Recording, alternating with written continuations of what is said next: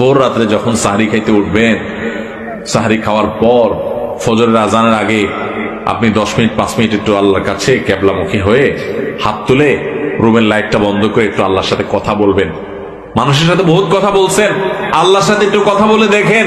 আল্লাহর সাথে কথা বলার স্বাদ আছে ভাই, অনেকে জীবনে একবারও এই স্বাদ পান নাই।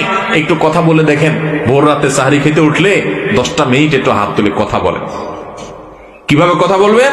কথা বলবেন এইভাবে, ও আল্লাহ, কত গুনাহ আমি করেছি, কত পাপাচার আমি করেছি, মরতে আমার হবে, তোমার কাছে যাওয়া আমার লাগবে আল্লাহ। শয়তানের প্ররোচনা করেছি, এই রমজান মাস তুমি কত মানুষকে মাফ করে দাও।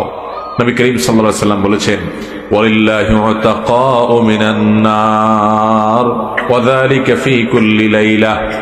রমজানের প্রত্যেক রাতে আল্লাহ তাআলা অনেক মানুষকে সাধারণ ক্ষমা ঘোষণা করে দেন, যে যাও অমুক অমুক অমুক অমুক, যাও তোমাদেরকে মাফ করে দেওয়া হলো, জাহান্নাম থেকে মুক্ত ঘোষণা করে দেওয়া হলো।